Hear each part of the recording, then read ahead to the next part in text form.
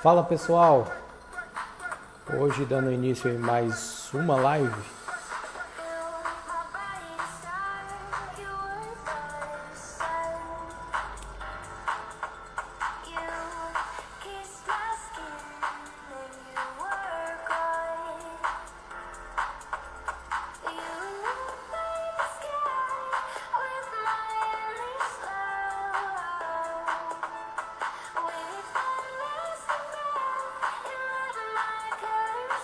Boa noite a todos. Vamos ver se eu consigo chamar meu convidado aqui.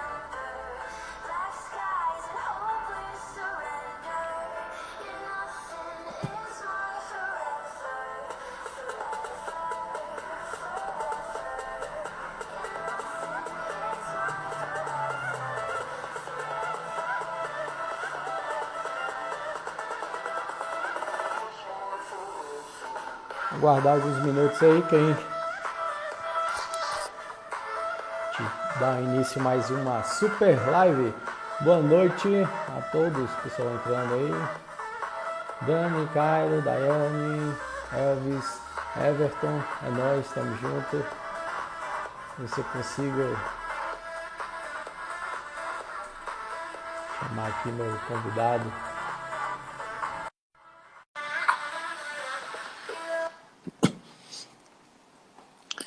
Vai ser um super bate-papo aí. Vamos aguardar alguns minutos aqui. Mr. Victor, e aí? Nice to grande, grande Ismael, obrigado pelo convite, tá, meu irmão? É bacana prazer, demais. Prazer estar aqui e a gente poder trocar essa ideia aí. Vamos falar um bocado aí de negócios, startup, B2B, vamos sim. Vamos tentar aproveitar ao máximo aí. Poder levar algum valor aí pro pessoal que vai vir assistir, né? Eu acho que seria legal a gente só pra gente dar uma quebrada de gelo aqui, a gente, se possível, pessoal, coloquem aqui de onde vocês são e com que vocês trabalham, pra gente entender o contexto que a gente vai trazer para vocês, né? Legal, bacana. E antes de iniciar, eu costumo esperar aí cerca de um minutinho, que é o tempo que as pessoas estão entrando aí.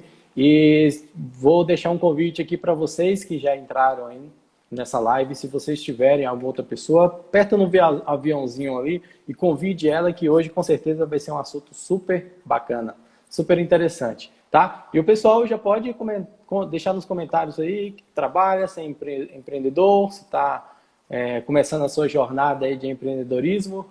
A gente vai falar um pouquinho sobre o cenário econômico. Bom, eu vou dar um início, na verdade eu quero fazer só um overview hoje do cenário macro, e aí eu já passo a oportunidade para Vitor. Hoje o Brasil são aí cerca de 6,4 milhões de empresas, né? Dentre dessas, 99% são as chamadas MPE, o que a gente chama de micro e pequenas empresas, certo? Só para você ter uma ideia, 27% do PIB hoje é movimentado justamente por essas micro e pequenas empresas, que elas correspondem a 52% das pessoas que são empregadas com carteira assinada.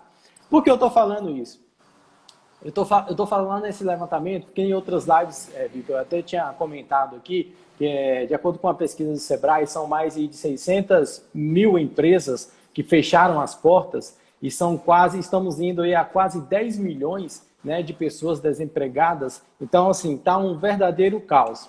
Independente de políticas aqui, deixando um pouquinho de lado, mas hoje nós tivemos aí o pronunciamento do presidente, justamente com uma reunião, né, com alguns empresários lá no Supremo Tribunal Federal, para questionar justamente sobre essas empresas, né? Eles chamam que as empresas hoje já estão na UTI. Tá? Então eu fiz um overview mais ou menos do cenário. Hoje a gente vai falar com o nosso convidado super bacana aqui, que é o Vitor, sobre o Covid-19 e o impacto no mercado B2B e também nessas empresas que envolvem micro e pequenas empresas, ok? Mas antes de passar a palavra para você, Vitor, a gente gosta de conhecer você. Eu te sigo há algum tempo, você assim, um especialista em geração de conteúdo, tenho aprendido bastante contigo. Legal. E foi um dos posts que eu até tinha te abordado lá, que são seus 2 centavos de contribuição da crise. Eu queria que você comentasse um pouquinho sobre esse mercado, mas antes falasse um pouquinho de você, da sua expertise, beleza? Vou deixar para você apresentar. Beleza, bem, obrigado de novo, Ismael, pelo convite. Espero poder trazer valor aqui para a audiência, para quem estiver assistindo. Já vi aqui que o Gabriel Moterani está aqui, um parceiro de trabalho, num dos projetos que eu tenho desenvolvido, mas antes eu preciso trazer aí de volta para 2013, abri a minha agência, na época não existe mais a agência, mas fechei em 2018, se chamava Elemento, hoje ela virou só um blog, então eu transformei a agência, fechei a agência, transformei num canal de mídia, que é um blog que hoje abriga meu podcast, o Growth Diaries, minha newsletter também, Growth Diaries, e meu canal no YouTube, e aos poucos os infoprodutos que eu tenho lançado, né?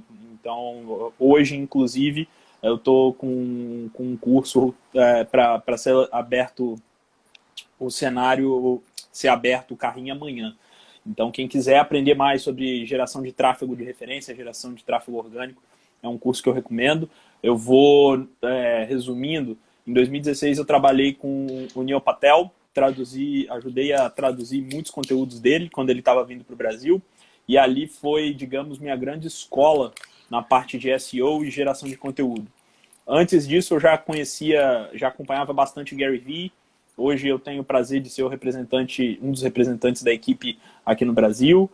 Sou o Community Manager, toco a parte de engajamento no Instagram, @GaryVeeBrasil. Recomendo todo mundo seguir. Antes era Gary Vee português? Isso. Agora migrou, né? Agora é Gary Vee Brasil. Brasil com Z, porque sabe como é que é, né? Vem do pessoal lá de Nova York, então em inglês o Brasil tem Z. E eu tenho ajudado o Gary nessa estratégia de expansão. Hoje a gente está com um time global, tem o nosso time aqui no Brasil, que tem gente que está na Austrália, tem gente que está no Canadá, e tem outras pessoas que estão em outros estados aqui do Brasil, Pernambuco, aqui em Vitória, São Paulo.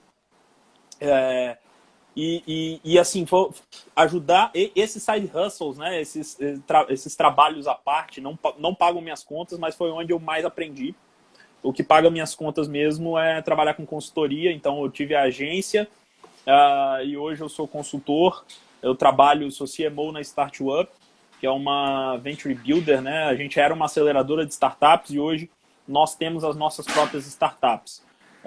2 startups lá dentro, o Multas BR, que utiliza inteligência artificial para fazer recurso de multa, então algo que é burocrático, chato, você gasta algum dinheiro ali com despachante, com advogado.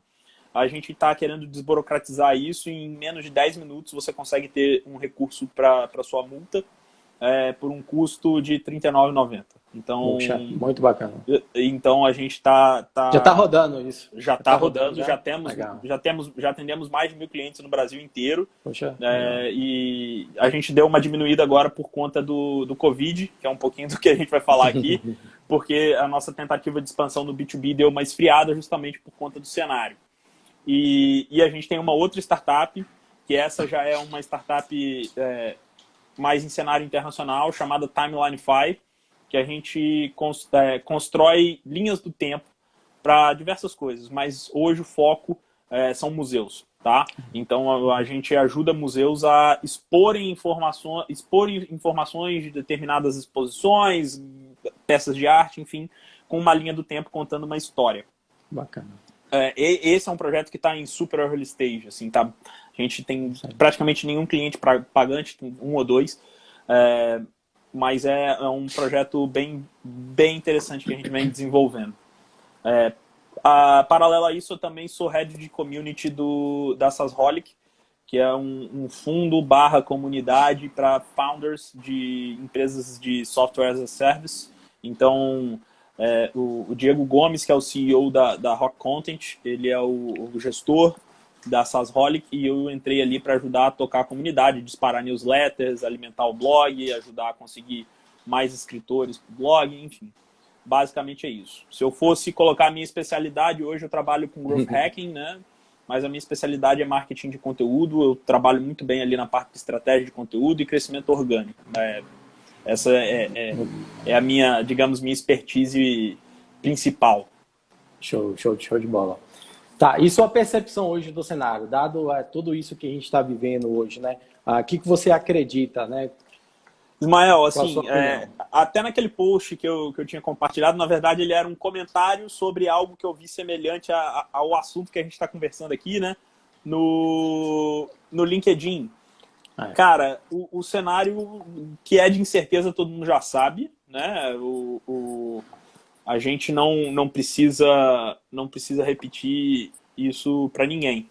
O que eu vejo é que de quando começou, 45 dias atrás, mais ou menos, começou quase todos os estados a fazerem uma quarentena, as pessoas achavam que seria mais rápido, e até naquele post que eu te falei, os meus 2 centavos sobre a situação do coronavírus, uma das coisas eu mudaria hoje, que foi, por exemplo, em relação ao custo de oportunidade de ir para o online. Né? O custo de oportunidade de ir para o online ainda está alto, mas o custo de se estar no online já está caindo.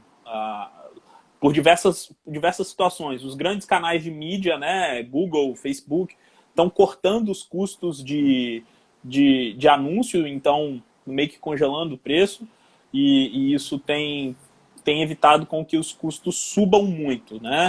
Agora isso é mais no pago, né? No orgânico continua ainda o mesmo patamar? No orgânico, não. Agora no orgânico eu vou te falar que a concorrência vai aumentar, obviamente, né? Porque hoje são 45, quase 50 dias que a gente está vivendo que todos os negócios são feitos pela internet. Reuniões são tocadas da mesma forma como a gente está fazendo essa live.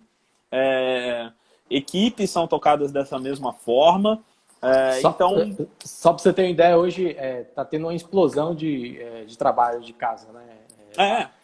E quebra de paradigmas. Por exemplo, essa semana mesmo eu nunca fiz uma entrevista online. E aí eu fiz uma entrevista online e vi que dá super certo.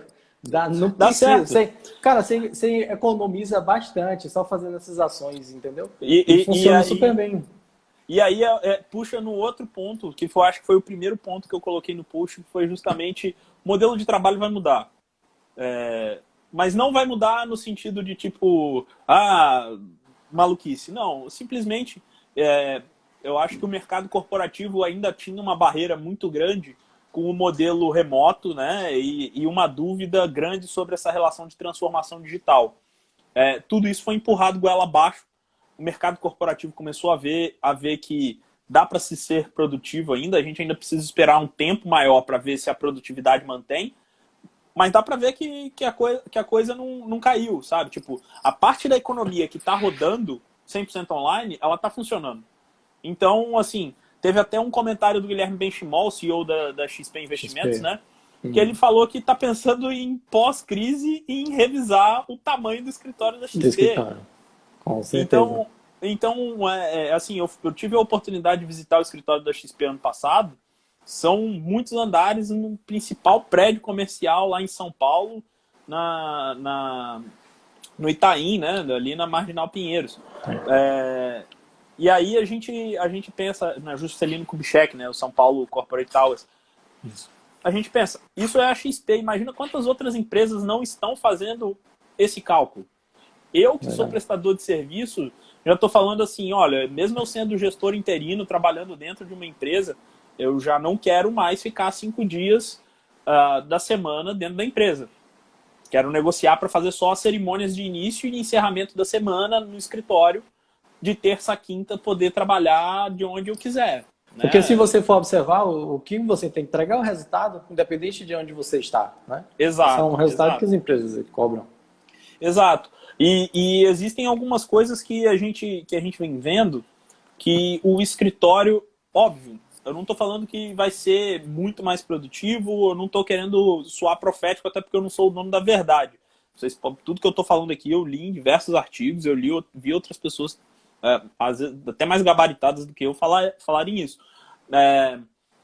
Mas o escritório, a gente tem a onda dos escritórios abertos. E a gente sabe que quem já trabalhou em escritório aberto é um inferno, porque é uma barulheira, a dificuldade de se concentrar Concentração.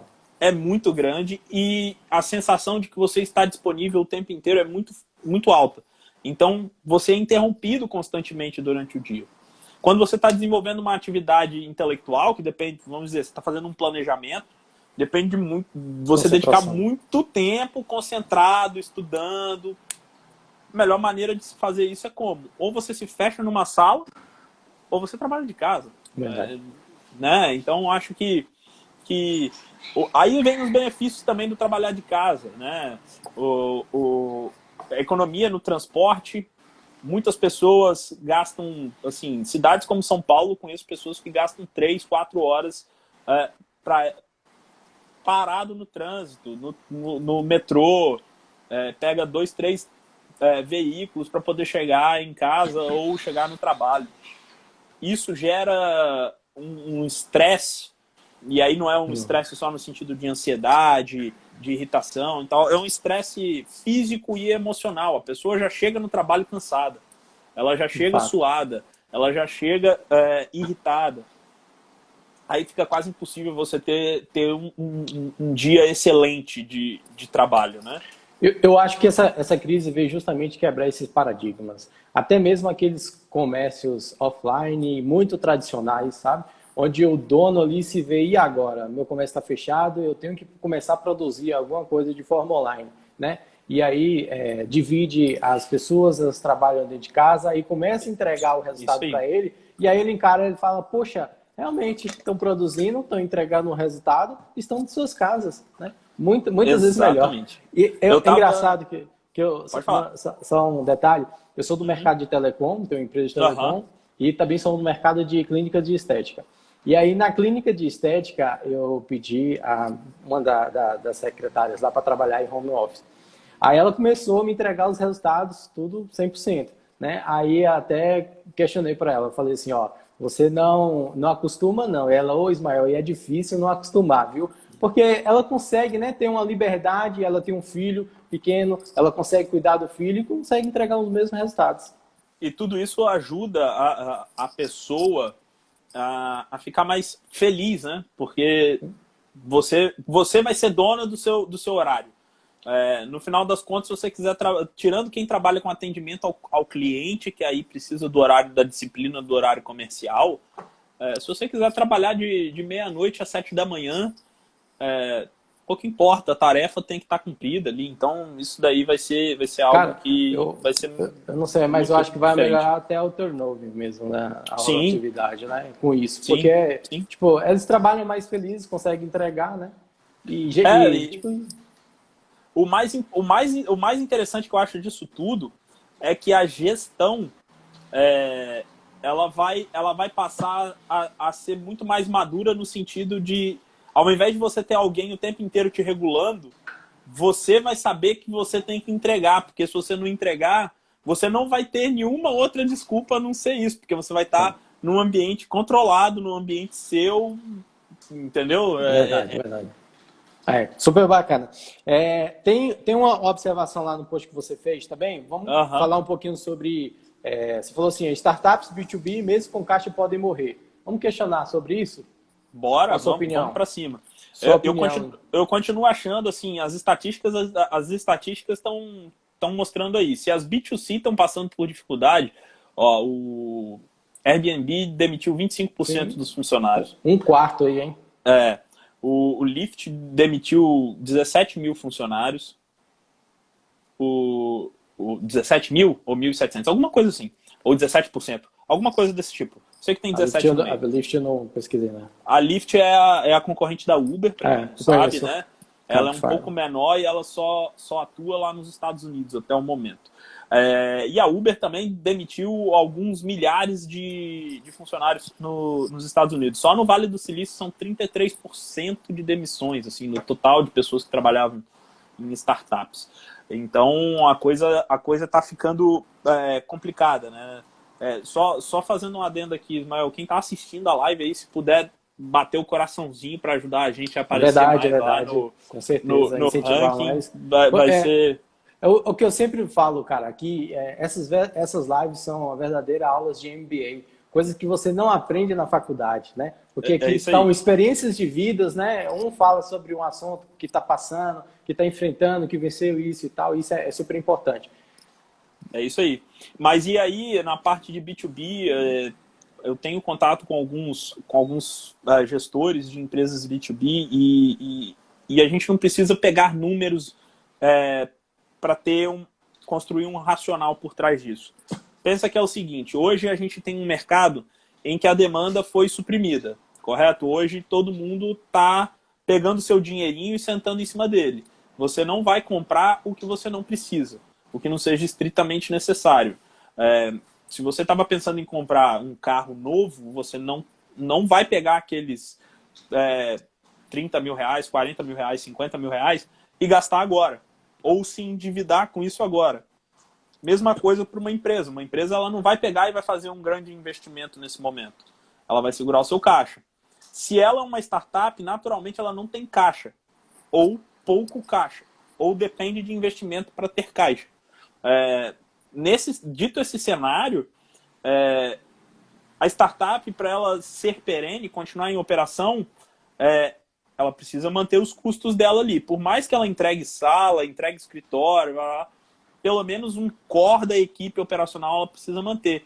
O problema é que quem é familiarizado com o mercado tem um termo chamado burn rate, que é o quanto você queima de caixa por mês. Na startup, você leva algum tempo até você equilibrar sua receita com sua despesa e passar a ter lucro, né? Porque você está sempre priorizando o crescimento. Atingir o break-even. Nesse cenário que a gente está vivendo, o crescimento ele vai ser muito, muito mais retardado, ele vai ser muito mais devagar. Para você ter ideia, hoje eu tive uma ligação com o pessoal da RD. Eles querem fazer venda, assim como qualquer empresa. A diferença é que eles não estão tendo uma abordagem de vendas, eles estão tendo uma abordagem consultiva. Entendi. Entendeu? Então, assim, no fundo, uma startup B2B, ela vai precisar manter a carteira de clientes que tem, porque as empresas estão sem funcionar. Pensa se você é uma startup B2B do setor jurídico. Enquanto os prazos estiveram suspensos, os escritórios de advocacia iriam continuar te pagando? Se eu sou um gestor de um escritório de advocacia, a primeira coisa que eu ia fazer era cortar todos os meus custos de ferramenta que não vão ter utilidade no período que a gente ficar de quarentena. E aí, ou o cancelamento de um contrato ou a suspensão dele. Né? Então, assim, isso tudo vai afetar caixas de startup B2B, né?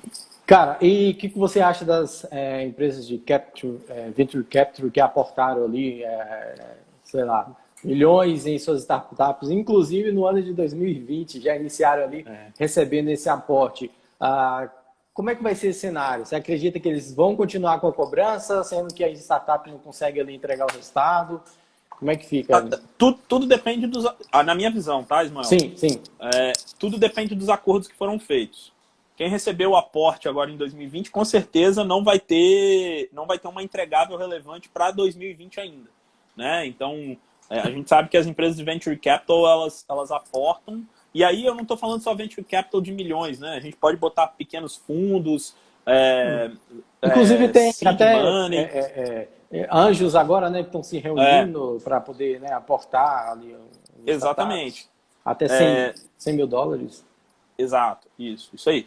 Que é o dinheiro que a gente chama de seed, né? De semente. É um capital para uma startup, pelo menos, começar a operação. E aí a gente tá vendo um cenário de incerteza. Gestores vendo o cenário de ontem, por exemplo, o Copom cortando a nossa taxa de juros para mais baixa da história, 3% ao ano.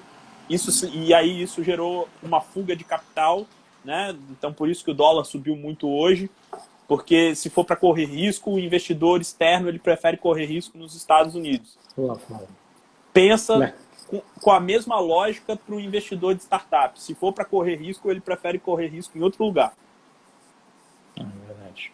E não com uma empresa que já é altíssimo risco e com a chance de retorno muito alongada. sabe? Cara, o problema é as cobranças, porque o investidor, ele não quer nem saber. Ele quer ver o seu dinheiro, tipo, o dinheiro parado para ele ali é complicado, entendeu?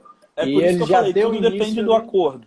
Tudo depende do acordo de investimento. Se é um acordo de investimento que já está próximo de vencer, vamos dizer, eu aportei 500 mil na sua empresa e a gente, isso em 2015, estava previsto que em 2020 eu ia fazer o exit, né? Tipo, eu gostaria de retirar o meu dinheiro, isso eu colocando num cenário já relativamente pequeno e tal, pouco provável de acontecer, porque 5 anos é pouco tempo para uma startup retornar o seu investimento, isso já ficaria complexo. E isso daí ajudaria mais ainda a aumentar a cobrança sobre os indicadores e sobre os resultados que as empresas precisam ter, né?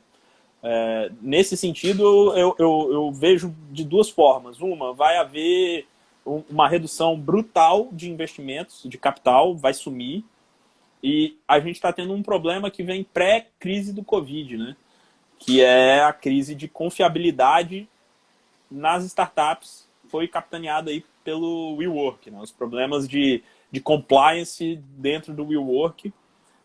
Então, na minha visão, é uma ideia que eu troco muito com o Matt Montenegro, que é um empreendedor aí Eu super conheço ali experiente. desde o CID lá em Minas. Massa. É um cara super experiente, a gente conversa muito e eu tenho a mesma visão que ele. Eu acho que assim, dinheiro vai ficar escasso, quem levantou, levantou, e quem não levantou, agora vai ter que trabalhar para usar o seu próprio dinheiro, né? Fazer um Family, Friends and Fools ali, juntar um dinheiro próximo para manter a operação mais justinha possível, mais ajustada possível. E vão virar pequenas montas agora. Em vez de ter aqueles investimentos absurdos da SoftBank e de outros fundos, com certeza os investimentos agora vão ficar numa casa muito menor. E quando retornarem, né? Não vejo voltando tão cedo investimento para transformar a empresa em unicórnio. Você acredita na retomada ainda esse ano para essas startups? Eu sou um pouco cético. Para startup, eu acho que não vai haver esse ano assim um cenário positivo, não, na minha visão. Porque, assim, pelas projeções não malucas, né, não alarmistas e politicamente direcionadas, a gente resolveria uma situação agora assim de poder voltar ao normal, né, tipo as pessoas andando na rua sem máscara e tal, por volta de setembro. Né? Então seria o início do quarto trimestre. A gente jogou dois trimestres no lixo. 2 trimestres fiscais no lixo. Então, a gente vai ter 3 meses para ter uma retomada do país e a gente sabe que, assim, primeiro vai ter uma retomada macro, a indústria vai puxar isso primeiro. O Brasil é um país essencialmente focado em serviço, né? 70% das empresas são de prestação de serviço. Então a gente tem que ver primeiro uma retomada no setor industrial, para depois, por consequência, chegar ao setor de serviços.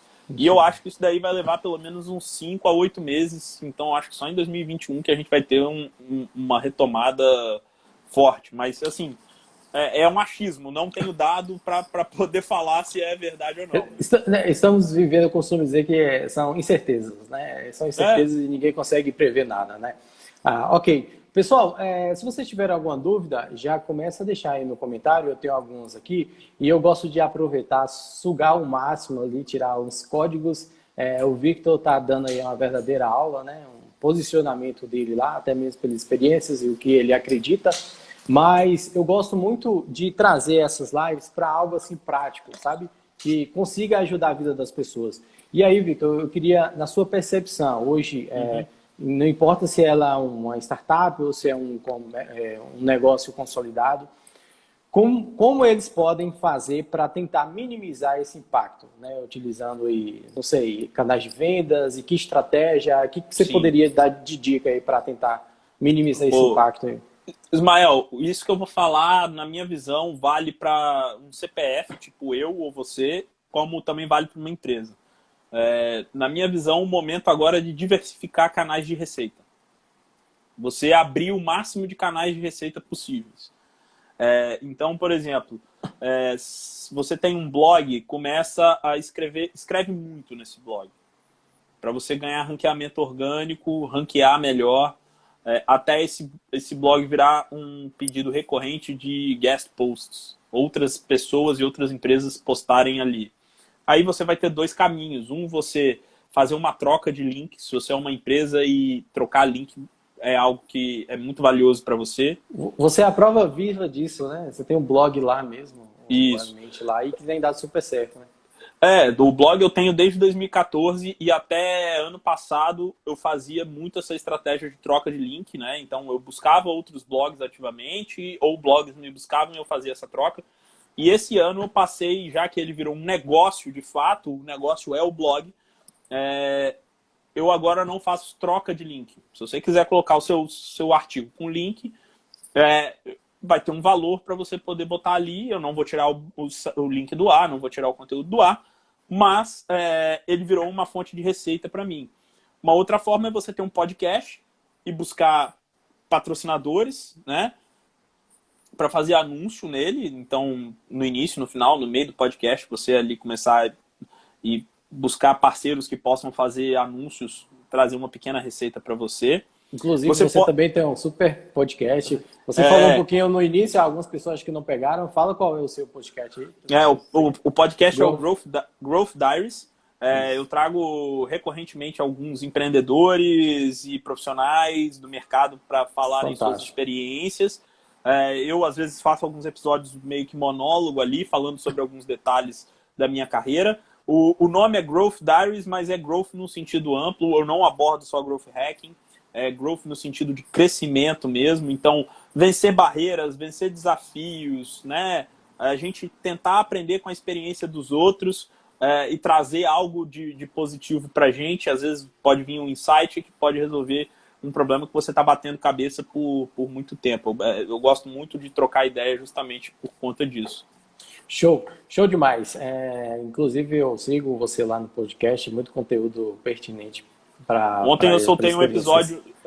Ontem eu soltei um episódio novo com o Will Binder, que é um cara que está mandando muito bem também. Tem muito conteúdo bom lá. Show de bola. Vamos falar um pouquinho sobre uma parte que eu admiro muito você, que é essa questão de geração de conteúdo. Tá? Uhum. A gente tem enfrentado aí dificuldade, a gente tem visto de diversos profissionais, até mesmo profissionais autônomos, porque eu acho que eles não conseguiram ainda enxergar o verdadeiro valor na geração de conteúdo. Como fazer para quebrar essas objeções? Qual a sua opinião? E qual é o valor que você consegue enxergar nessa geração de conteúdo? Ismael, eu vou te falar, assim, profissionalmente. Eu comecei criando conteúdo profissionalmente, tá? E hoje eu não me vejo não criando conteúdo. Pelo seguinte motivo. Um é que o conteúdo é a sua expressão, a expressão de algo seu para o mundo, né? Segundo que até, se a gente pensar, cara, até 10 anos atrás, 20 anos atrás, o aprendizado ele estava limitado à sala de aula, né? Quatro paredes. E a sensação de aprendizado só podia vir se fosse um professor com diploma por uma universidade gabaritada e o conhecimento prático era relegado, né? Pô, cara ali viveu a vida inteira no mercado, não sabe muita coisa. O que aconteceu? O Brasil criou uma geração de doutores que não sabem fazer a operação, ou seja, é um país de muito cacique e pouco índio, e aí a gente tem uma produtividade baixa, né? E a geração de conteúdo, eu acho que permitiu as pessoas verem mais de perto o contexto, a vida de quem a gente considerava inalcançável, né? Eu fico vendo a vida do Gary Vee ali diariamente. Eu sei o que o cara faz, eu sei como que é a reação dele. Isso para mim cara, de um valor que surreal. Gary Vee, se eu não me engano, é gerador de conteúdo desde 2013? Eu acompanho o conteúdo dele desde 2013, mas ele, se você olhar no YouTube dele, lá tem vídeo de 2010, de 2008. Ele foi um dos primeiros caras a usar o YouTube. Já virou a chave aí. Isso que quase todo mundo faz hoje no YouTube, ele começou lá em 2006 com um programa chamado Wine Library TV, né? Que ele ficava experimentando os vinhos que ele vendia na loja dele. Ele entendeu que era um canal de conversão relevante. É verdade. Agora, essa questão de geração de conteúdo, eu tenho observado que muitas pessoas pensam no curto prazo, né? Eu gero conteúdo aqui, já vou converter ali uma vendas e tal. E muitas vezes não é assim. Você acredita que, sei lá, a geração de conteúdo seja mais para um incentivo de brand? Eu abordo conteúdo para branding, tá? E aí é um contexto muito, muito legal de se ver. Eu estava até conversando com isso ontem com um seguidor que me mandou mensagem aqui no Instagram, no inbox. Falou assim, cara, é surreal a gente ver como que infoprodutor fala que produz conteúdo, mas na verdade ele só quer converter, ele só quer te colocar no funil e o Gary até fala isso. Isso não é coisa de quem faz marketing, isso é coisa de quem faz venda. Quem faz marketing está construindo marca, está querendo entregar valor. Então você não necessariamente vai estar focado em vender, mas você vai estar focado em construir uma imagem, uma percepção de valor muito grande sobre seu produto, sobre seu serviço, ou até mesmo sobre você. Semana passada eu assisti um webinar do Gabriel Costa, que é o CMO da Singu, lá, sócio do Thales Gomes, e ele falou um negócio que eu achei sensacional e eu concordo muito, eu sempre refleti sobre isso.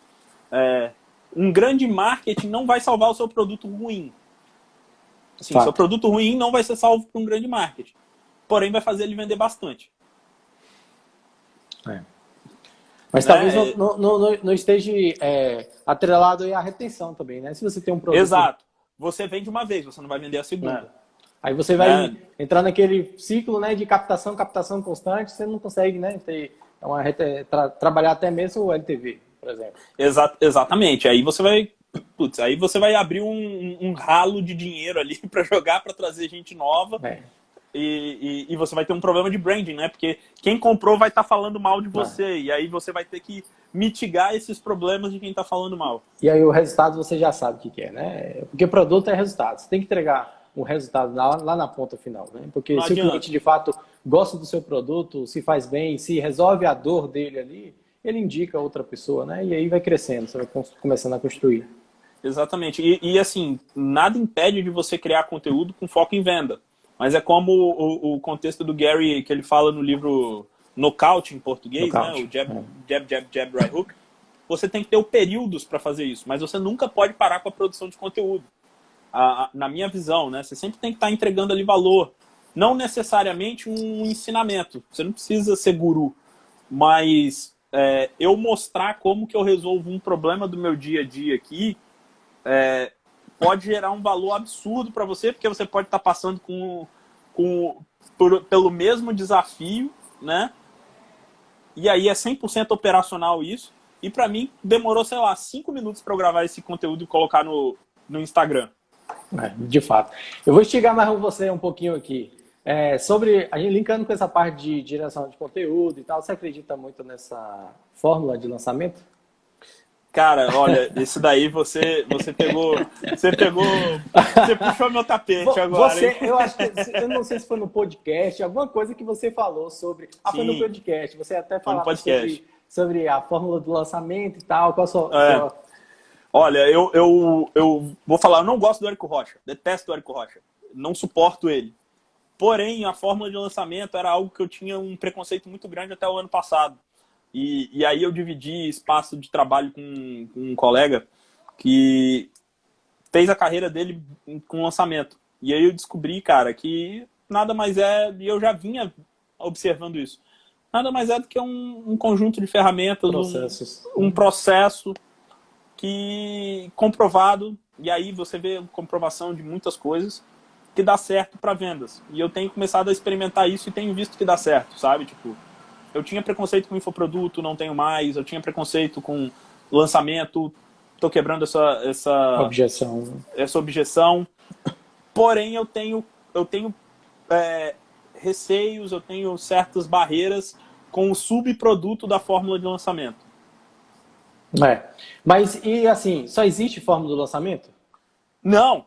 E aí é exatamente isso que eu sempre batia. É o seguinte, lançamento funciona para quem está o tempo inteiro lançando um curso novo, quem está o tempo inteiro lançando um e-book. Isso é um tipo de produto, né? Uma startup, por exemplo, ela pode se apoderar da forma de lançamento para fazer uma estratégia de go-to-market, para ser lançada, só que depois ela tem que ter uma estratégia de retenção, ela tem que ter uma estratégia de ativação, ela tem que ter uma estratégia de receita, de manutenção desse usuário. Enfim, ela não vai se lançar de novo, né? O lançamento em séries que as pessoas fazem é porque sempre tem um produto novo para ser lançado. E aí, de fato, entra naquela questão que muitas vezes as pessoas se preocupam tanto com a forma de lançamento e estão construindo o seu castelo ali próximo do mar, né? Que logo vem a onda e derruba, e será que vale a pena? Será que faz sentido ou não? Victor, a gente já está chegando aqui com super horário, né? Eu sei que você tem compromissos aí também, eu me comprometi, né, fazer essa live aqui contigo. A gente pode fazer outra aí quando você quiser, só me convidar. A gente show de bola demais. Você verdadeiramente dá uma aula aqui, né, mostra o seu posicionamento e tal. E eu acredito que a gente vai fazer outras lives aí sobre assuntos provocantes. Legal. Eu tenho muitos assuntos aqui para me te provocar. Eu gosto. Cortando aqui para uma próxima live aí a gente entrar nos assuntos. Vamos para a parte dos agradecimentos. Pessoal que nos assiste aqui, muito obrigado pelo seu tempo. Eu quero agradecer também o Victor de coração, que aceitou aqui fazer essa live aqui com a gente, compartilhar um pouquinho das suas experiências. Muito obrigado. Com você aí, Victor. É isso aí. Eu queria agradecer a todo mundo que dedicou aí seus 40 minutos, 1 hora para ouvir a gente aqui. Como eu falei, eu não sou dono da verdade, vai checar tudo que eu falei. Se eu falei abobrinha, pode falar que eu falei abobrinha, que eu sou buchiteiro, não ligo. Depois eu vejo se eu errei mesmo e tudo certo, não tenho problema com isso. Então, assim, eu sei que o tempo de todo mundo é muito valioso, então agradeço de coração. Agradeço você, Ismael, pelo convite. Tem muito tempo que eu não faço live, faço muito esporadicamente. Dá vontade sempre de voltar e fazer mais, mas na hora que você abre o seu Instagram, que você vê aquilo ali, aquela fileirinha... Lá, né? É super complicado, realmente.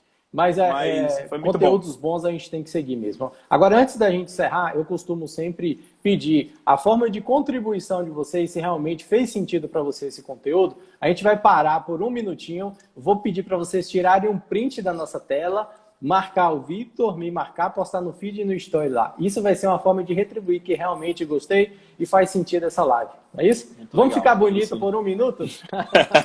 Um minutinho aí.